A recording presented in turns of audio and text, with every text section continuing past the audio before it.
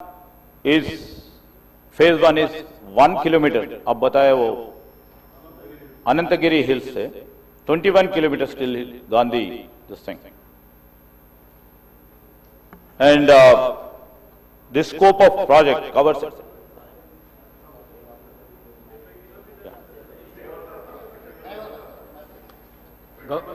గౌరవ ముఖ్యమంత్రి గారు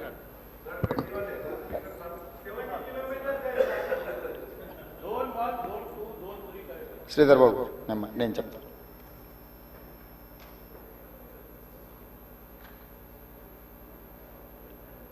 చాలామంది సభ్యులు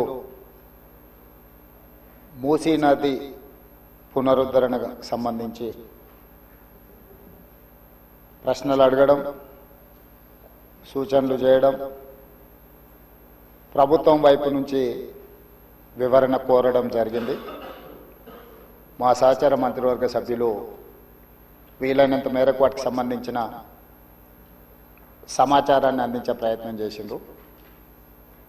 శ్రీధర్ బాబు గారు అందించిన సమాచారానికి అదనంగా కొంత ఏంటంటే ఈ శాఖ నేనే ప్రత్యక్షంగా నిర్వహిస్తున్నా. చాలా సందర్భాలలో ఈ సమీక్షలో కానీ కన్సల్టెంట్స్తో కానీ అధికారులతో కొన్ని నెలల తరబడి సమీక్షలో నేను ఉన్నా కాబట్టి నాకు కొంత అదనపు సమాచారం తెలుసు. ఈ సమాచారాన్ని సభ ముందు సభ్యులకు వివరించడం బాధ్యతగా భావించి తమ దగ్గర సమయం తీసుకొని ఈ వివరాలను సభ ముందు పెట్టే ప్రయత్నం చేస్తున్న అధ్యక్ష, మూసీ నది వికారాబాద్ జిల్లా అనంతగిరి కొండల్లో మొదలయ్యి నల్గొండ జిల్లా వాడపల్లి దగ్గర కృష్ణానదిలో కలుస్తుంది. దాదాపుగా అనంతగిరి కొండల నుంచి వాడపల్లి వరకు 240 కిలోమీటర్లు మూసీ నది ప్రవహిస్తుంది. ఈ మూసీ నది మూసీ ఒకటే లేదు అధ్యక్ష, ఇందులో ఈసా నది కూడా ఉంది. मेरे ख्याल से अकबरुद्दीन साहब को पता है, उस्मान सागर से नीचे भापू घाट तक मूसी नदी आएंगे. हिमायत सागर के ऊपर ईसा नदी है, वो नदी आके भापू घाट में, ये दो नदियों का संगम, इसीलिए भापू घाट वहां बनाए. కన్యాకుమారి దగ్గర 2 సముద్రాలు 2 నదుల యొక్క సంగమం దగ్గర మహాత్మా గాంధీ గారి అస్థికలు ఏ విధంగా పెట్టినరో ఈరోజు వికారాబాదులో మొదలయ్యే మూసా, రంగారెడ్డి జిల్లాలో ఇతర ప్రాంతాల నుంచి మొదలయ్యే ఈసా నదికి సంబంధించి హిమాయత్ సాగర్ ప్రాజెక్ట్ ఉంది. మూసీ నదికి సంబంధించి ఉస్మాన్ సాగర్ ప్రాజెక్ట్ ఉంది, అంటే గంటిపేట ప్రాజెక్ట్. ఈ 2 నదులు వచ్చి లంగర్ హౌస్ దగ్గర ఏదైతే బాపు ఘాట్ ఉందో అక్కడ ఈ 2 నదులు కలుస్తాయి.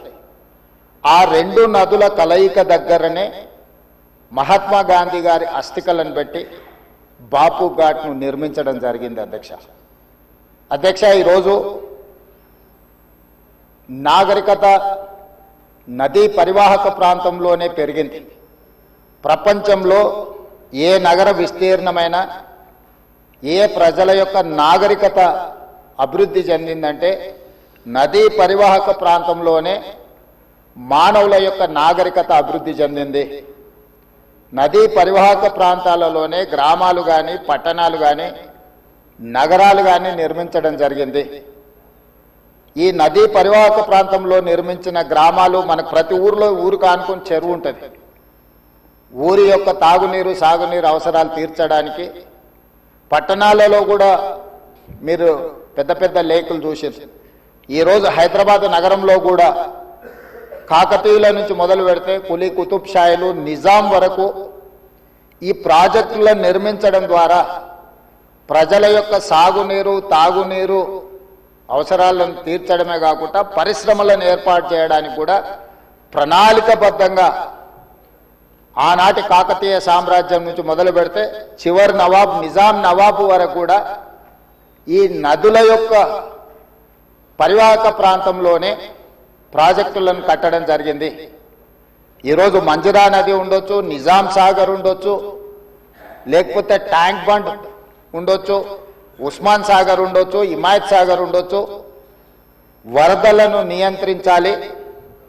1908లో ఈ నగరం మీద వరద తుఫాను ఉప్పెనై వేలాది మందిని బలిగొన్నప్పుడు నిజాం సర్కార్, నిజాం ప్రభు మనసు చెల్లించి ఈ సమస్యకు శాశ్వత పరిష్కారం చూపించాలి అని చెప్పి ప్రపంచ స్థాయిలో ఆ రోజుల్లోనే టెండర్లు పిలిచి సాంకేతిక నిపుణులను నియమించి మోక్షగుండం విశ్వేశ్వరయ్య ద్వారా శాశ్వతంగా ఈ నగరానికి వరద ముప్పు నుంచి రక్షించడమే కాకుండా తాగునీటి సమస్యను పరిష్కరించడానికి 1908లో నిజాం సర్కార్ ఈ కార్యక్రమాన్ని, ఈ ప్రాజెక్టును చేపట్టడం జరిగింది.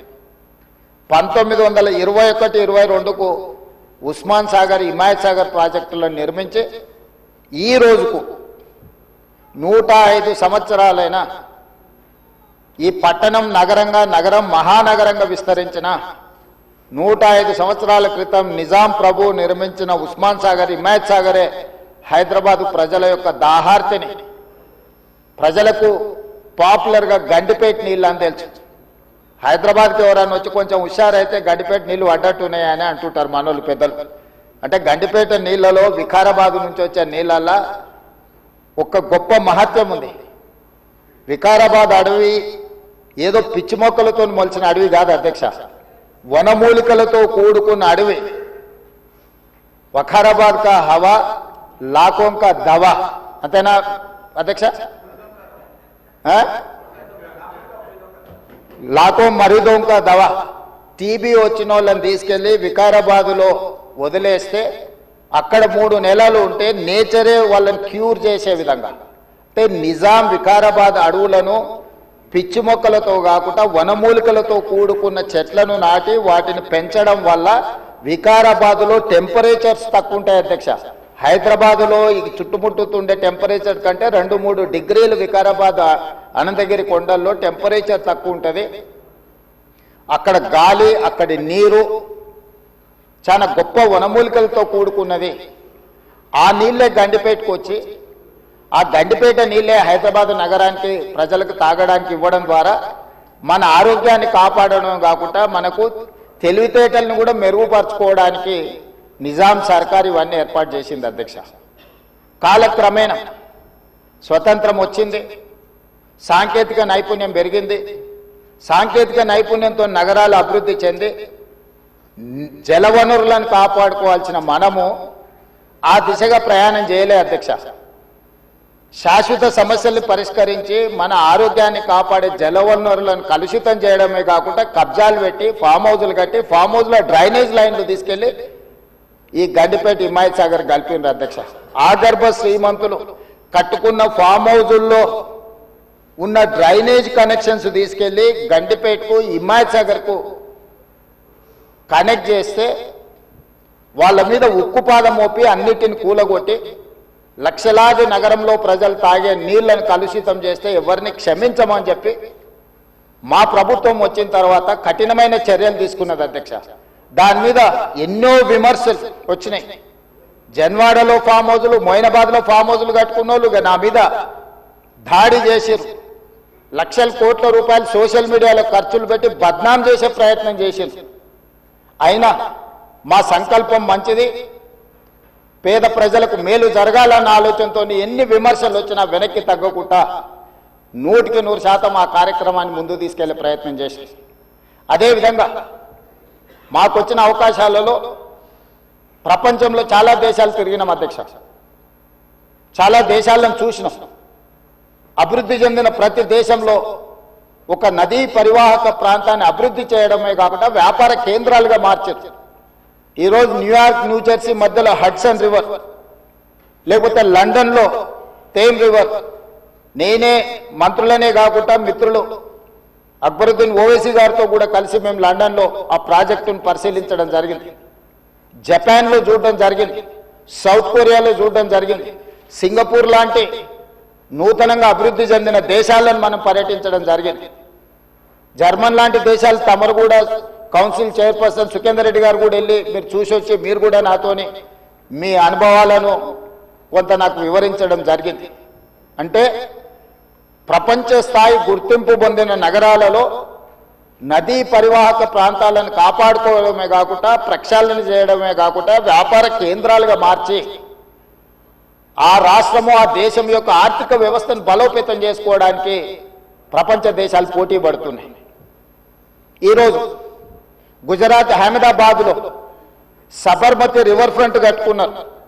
భారతీయ జనతా పార్టీ నాయకులు ప్రజాప్రతినిధులు గొప్పగా చెప్పుకుంటుంటారు. నరేంద్ర మోడీ గారు, అమిత్ షా గారు గుజరాత్లో సబర్మతి రివర్ ఫ్రంట్ అద్భుతంగా కట్టిరని దాదాపుగా 60,000 ఫ్యామిలీలను అక్కడి నుంచి తరలించింది అధ్యక్ష. 60,000 కుటుంబాలను సబర్మతి రివర్ ఫ్రంట్ అభివృద్ధిలో భాగంగా ఆ సబర్మతి రివర్ కానుకొని ఉన్న పేదలను అందరిని కూడా అక్కడి నుంచి తరలించారు. ఉత్తరప్రదేశ్లో గంగా నది ప్రక్షాళన చేసి అక్కడ రివర్ ఫ్రంట్ కట్టుకున్నారు. ఈ మధ్యకాలంలో ఢిల్లీ ఎన్నికల్లో బీజేపీ యమునా నదిని ప్రక్షాళన చేసి ప్రపంచ స్థాయి నదీ పరివాహక ప్రాంతాన్ని అభివృద్ధి చేస్తామని ఎన్నికల్లో భారతీయ జనతా పార్టీ నరేంద్ర మోడీ గారు చెప్పి ఢిల్లీ ఎన్నికల్లో గెలవడం జరిగింది. ఆ విషయాలను అన్నిటినీ భారతీయ జనతా పార్టీ అద్భుతంగా గొప్ప అభివృద్ధి నమూనాగా మాట్లాడుకొని ఎన్నికల్లో ఎజెండాగా మార్చి చెప్పుకున్నారు అధ్యక్ష. మేము తప్పు పట్టడం లేదు. అభివృద్ధి జరిగినప్పుడు కొంతమందికి ఇబ్బంది జరుగుద్ది. ఆ ఇబ్బంది జరిగిన వాళ్లకు ప్రభుత్వాలు న్యాయం చేయాలి, నష్టపరిహారం ఇవ్వాలి, ప్రత్యామ్నాయం ఏర్పాట్లు చేయాలన్నది మా ఆలోచన. మేము యమునా నదిని వ్యతిరేకించలే, గంగా నదిని వ్యతిరేకించలే, సబర్మతి నది రివర్ ఫ్రంట్ మేము వ్యతిరేకించలే అధ్యక్ష. కాంగ్రెస్ పార్టీ ఆయా రాష్ట్రాలల్లా అక్కడ నివాసం కోల్పోతున్న వాళ్లకు మెరుగైన వసతులు కల్పించండి అని మాత్రమే ప్రభుత్వాలకు సూచన చేసినాం అధ్యక్ష. ఈ రోజు ఈ నేపథ్యంలో ప్రపంచ దేశాల నుంచి మన దేశంలో ఉన్న వివిధ రాష్ట్రాలు, రాష్ట్ర ప్రభుత్వాలు చేపడుతున్న కార్యక్రమాల నుంచి కొంతైనా మనం నేర్చుకోవాల్సిన అవసరం ఉంది అధ్యక్ష. వాళ్ళందరికంటే ముందు నిజాం సర్కార్ మూసీ నది రివర్ ఫ్రంట్ ను నిజాం కట్టిండి అధ్యక్ష. వీళ్ళందరూ మేల్కోకముందే మీరు పురాణపూల్ బ్రిడ్జ్ నుంచి మక్కా మసీద్ నుంచి మీరు ఆ లైన్ అంతా చూడండి. గుల్జార్ హౌస్, మోజంజాయ్ మార్కెట్, మీరు గండిపేట, ఉస్మాన్ సాగర్, హిమాయత్ సాగర్ నుంచి మొదలు పెడితే పరివాహక ప్రాంతంలో ఎన్ని హెరిటేజ్ స్ట్రక్చర్స్ ఉన్నాయి. తారామతి, బారాదరి నుంచి మొదలు పెడితే ఆ నదీ పరివాహక ప్రాంతంలో దశాబ్దాల కిందే నిజాం ఒక నదీ పరివాహక ప్రాంతాన్ని వ్యాపార కేంద్రాలుగా తీర్చిదిద్ది ప్రపంచ దేశాలతోనే పోటీ పడే విధంగా ఆనాటి హైదరాబాద్ రాష్ట్రాన్ని అభివృద్ధి చేసింది అధ్యక్ష నిజాం. కాలక్రమేణా స్వతంత్రం వచ్చింది, ప్రజాస్వామిక పాలన వచ్చింది. కానీ నిజాం చేసిన అభివృద్ధిని మొత్తం కాలగర్భంలో కలిపేసేసి కనుమరుగు చేసేసి పాలకులకు నిజాం మీద కోపం ఉంటే నాకు అభ్యంతరం లేదు. కానీ నిజాం కట్టిన కట్టడాలను, చారిత్రాత్మకమైన కట్టడాల నుంచి మొదలు పెడితే చేసిన అభివృద్ధిని మొత్తం కాలగర్భంలో కలిపి కలుషితం చేసి ఆక్రమించుకొని అన్యాయక్రాంతం అయిపోయి ఈరోజు నివసించడానికి యోగ్యం కాని ప్రాంతాలుగా తయారు చేసేసి ఇదొక భాగం. ఈ హైదరాబాదు నగరంలో ఉన్న మురికి కాలువలన్నిటినీ, కాలనీలు మొత్తం పట్టణం యొక్క మురికినంతా మూసీ నదికి కలిపేసేసి చచ్చిన శవాల నుంచి పశువుల కలేబరాల వరకు ఆ మూసీ నదిలో కలిపేయడంతో రంగారెడ్డి జిల్లా, హైదరాబాదు జిల్లా, చివరగా నల్గొండ జిల్లా ఈరోజు శిక్ష అనుభవిస్తున్నది నల్గొండ జిల్లా ప్రజల అధ్యక్ష. లక్షలాది మంది నల్గొండ జిల్లా ప్రజలు మూసీ నది పరివాహక ప్రాంతంలో చివరగా ఉండడం వల్ల రంగారెడ్డి జిల్లా, హైదరాబాదు జిల్లాలో నుంచి వచ్చిన మొత్తం మురికి, కలుషితం, మనుషుల శవాల నుంచి పశువుల కలేబరాల వరకు ఫార్మా కంపెనీలు వెదజల్లుతున్న విష కాలుష్యం నుంచి మూసీలో కలపడం వల్ల కింద వాళ్ళు జీవించలేని పరిస్థితి ఉంది. నల్గొండ జిల్లాకు భగవంతుడే శిక్ష విధించింది అధ్యక్ష.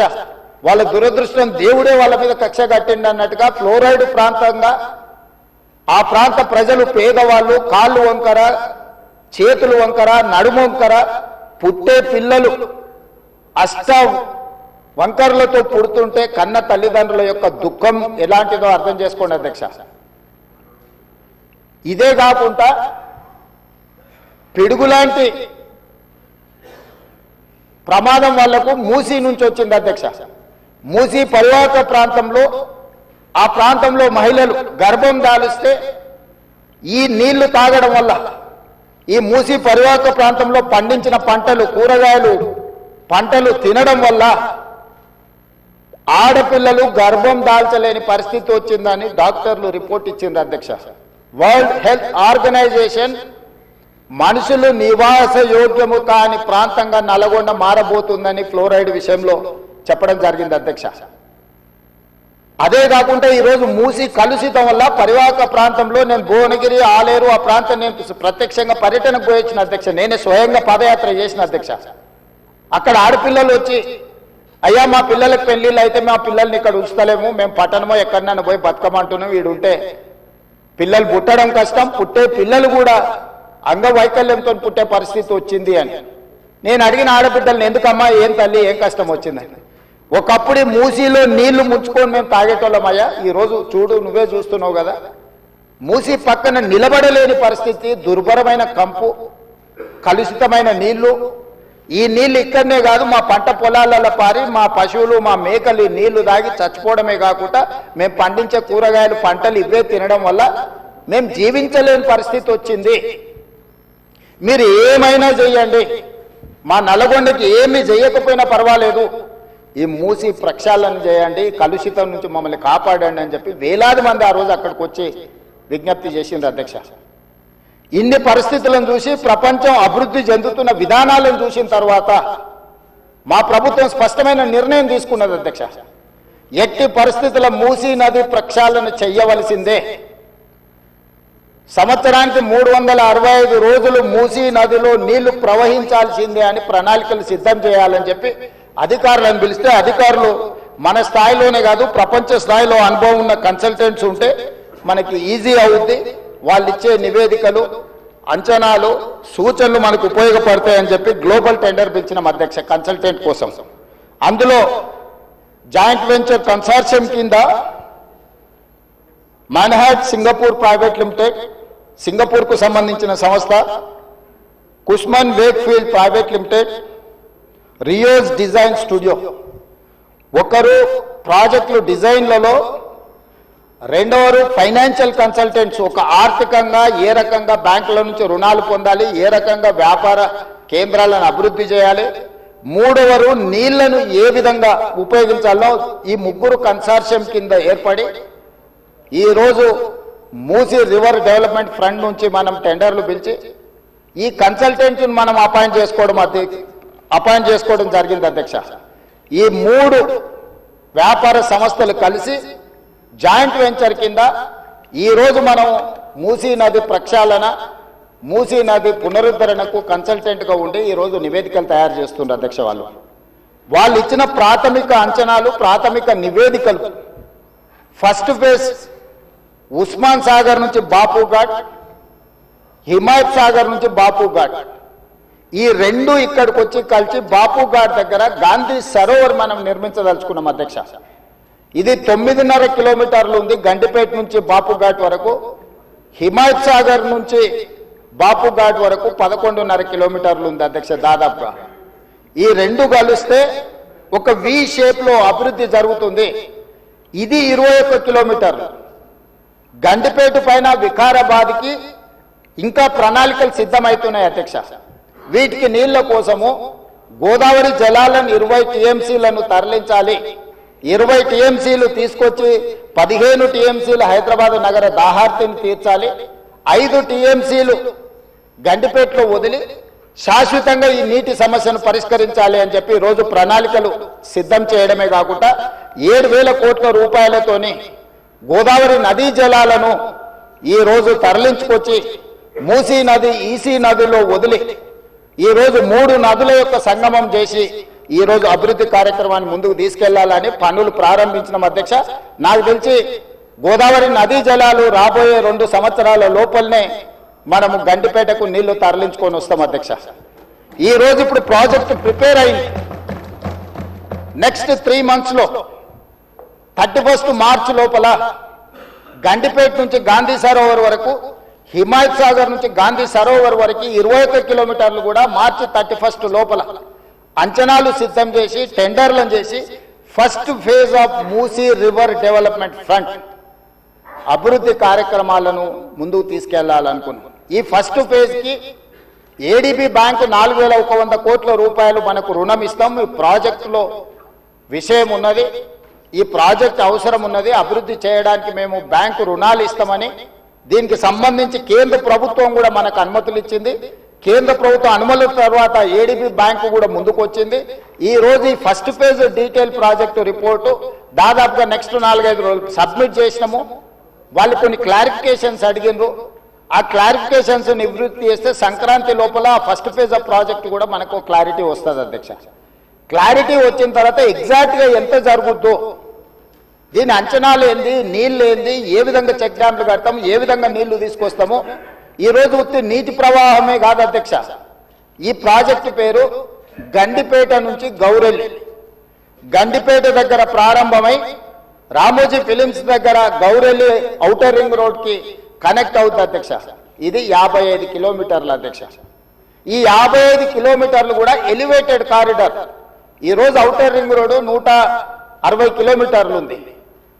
మధ్యలో నుంచి మధ్యలోకి పోవాలంటే 80 కిలోమీటర్లు ప్రయాణం చేయాలి. కానీ అదే గండిపేట నుంచి గౌరెల్లి వరకు మీరు ఎలివేటెడ్ కారిడార్ వేస్తే 55 కిలోమీటర్లలోనే మనం ఇక్కడ నుంచి అక్కడికి ప్రయాణం చేయడానికి అవకాశం ఉంది అధ్యక్ష. నార్సింగ్ దగ్గర ఒక జంక్షను, అట్లా ప్రతి దగ్గర బాపుఘాట్ దగ్గర ఇంకొక జంక్షను, చార్మినార్ దగ్గర ఇంకొక జంక్షను, చాంద్రాయన్ కూడా మన చాదర్ఘట్ దాటిన తర్వాత ఇంకొక జంక్షను, నాగోల్ దగ్గర ఇంకొక జంక్షన్, ఇట్లా ప్రతి జంక్షన్ లో ట్రంపెట్స్ క్రియేట్ చేసి ఔటర్ రింగ్ రోడ్ నుంచి సిటీలోకి వచ్చే వాళ్ళు అక్కడికి వచ్చి ప్రతి సర్కిల్లో ఎక్కడానికి దిగడానికి కూడా ట్రంపెట్స్ క్రియేట్ చేయమని ఈ రోజు ఎలివేటెడ్ కారిడార్స్ నిర్మించడానికి మనం అధికారులకు కన్సల్టెంట్స్ కు చెప్పినాం అధ్యక్ష.